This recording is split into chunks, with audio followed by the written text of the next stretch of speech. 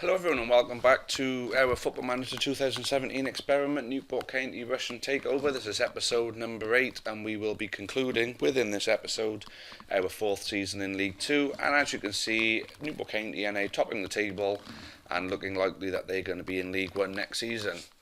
So let's get into there and have a look. We're on the 2nd of February, so the January transfer window is over. Did they bring in any players? And yes, they're starting to really spend the money now. Really spend the money.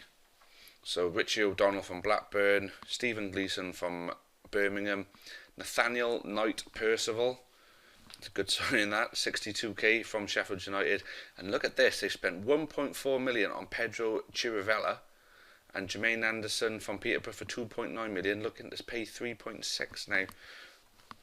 That's crazy, absolutely crazy. And Chris Brunt, he may be 35, but he can certainly do a job. So, without doubt, I'm pretty certain that Newport County spending 5 million this season. I said, when are they going to spend the money? Well, that's the answer. They are spending the money now.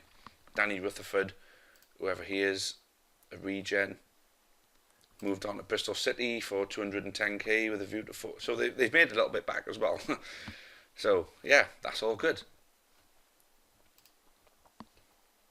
So, as you can see, the form. So have a look at the cups. So they won that cup game against Cambridge and got the third round tie at home to Hull and lost 1-0. Checkatrade Trophy, they won in the third round against Northampton on penalties, but fell to a 3-0 defeat to Chelsea under 23s in the third round. So at the moment, now they're out of all the cups, sole focus will be the league here on in. And as you can see, Phil Parkinson looking like the right man for the job, and these tactics, as critical as I've been of them, are doing the job, so they're proving me very much wrong. Affiliated clubs, now I've wanted to have a little look at this because it's, you can form affiliates with people as and when you want, and it can happen at different times. Something I want to track, and at the moment Newport still have Swansea. Facilities are still the same. They haven't, obviously, changes always happen towards the end of seasons, at the end of seasons and at the beginning of seasons, and usually around about October, training facilities and that usually have the work finished on them. So there have been no upgrades. Pitch condition is perfect. Surface is still the grass synthetic mix, so this perfect pitch is still perfect. So captain is Aaron Cool. Vice captain is Paul Digby. Key player Jermaine Anderson. It's talking about the players. Let's have a little look at how they are performing. So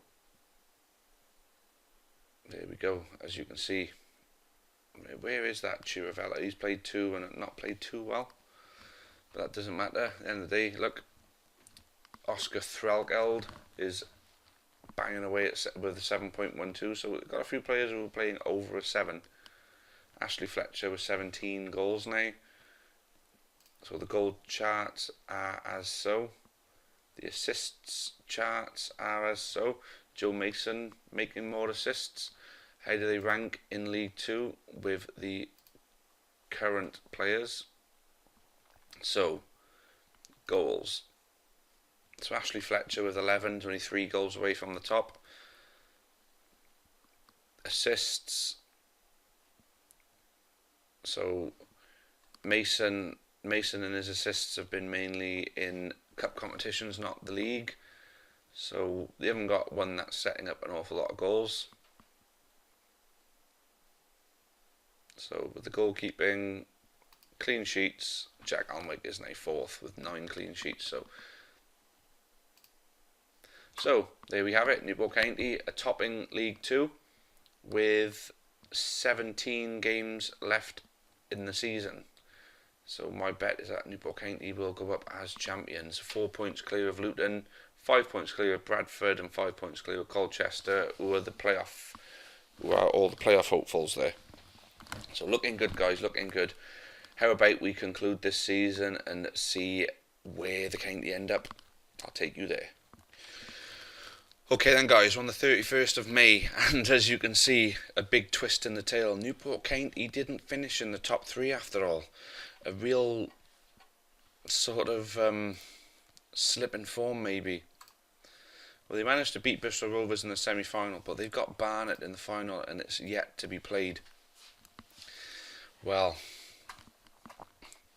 that's throwing a bit of a curveball into it for us now, because there's a chance that they may not get through to League One, and we may be stuck in League Two for a further season. Well, there you go. There is the problem.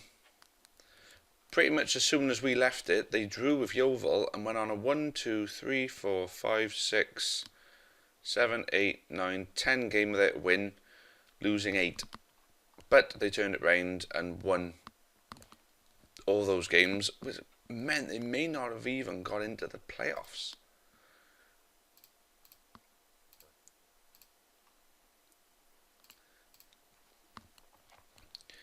So yeah, there was a real danger of them not even finishing in the playoffs. And if they went on that losing run, then there's a very good chance that that losing run could see them falter against a Barnet team. Suppose what we're going to have to do is find out who wins. The final, there is no date for it. Hold on a minute. Fixtures, playoff final. So it's the 2nd of June. Guys, I'm going to take it to the 2nd of June and we're going to see who wins. As a matter of fact, I take it to the 3rd of June, and there you have it. Newport County drew the game 1-1, and Modou Toure bringing them back into the game after they'd fallen behind, and they won on penalties. Dolan, Vetekele, Cool and Cook scored penalties. Slater and Pearson missed for Barnet. So Newport County are into League One, finally, and it was on penalties in the playoffs. Well, you couldn't cut any finer than that, really, could you? Let's have a quick little skate over player stats. Jack Alnwick ended up finishing 4th on clean sheets. Goals, Ashley Fletcher finished top scorer of the division. Assists, Oscar Threlkeld managed to get into 7th. And then clean sheets. Obviously, we did see Jack Alnwick had already got in onto the clean sheets. So this team got into League One after all. And considering the money that they'd spent, they would have had to, really. So they'll go into League One with a nice team that can compete in there, but they will need to add to it if they want to get to the Championship the first time of asking, because they spent 4 seasons in League 2, and we said 10 years to get to the Premier League, so they got 6 years to climb another 2 divisions, so they're going to need to really get their skates on. Lamar Reynolds, now I can't click on him, so that means he must have retired for some reason. I can't even look at his history. So he's wiped out of the game completely. That's an absolute disappointment. He must have retired. It might have been an injury that he may have had. All the others have got all information on them, but you can't look at Lamar Reynolds. It's a shame. Anyway, there we go. That concludes Season 4. That concludes Episode 8. I hope you're enjoying this series. There's more to come. County life in League One will start in the next episode. We'll start from the 2nd of July. We'll see whatever early business they've done, and then we'll push on from there and see how they do at the beginning of the season and up till the end of November. So, yeah, they're going to look at a League One promotion, a back-to-back promotion to the Championship, if they're going to look at pushing for the Premier League. The Russians have got money. We know that much.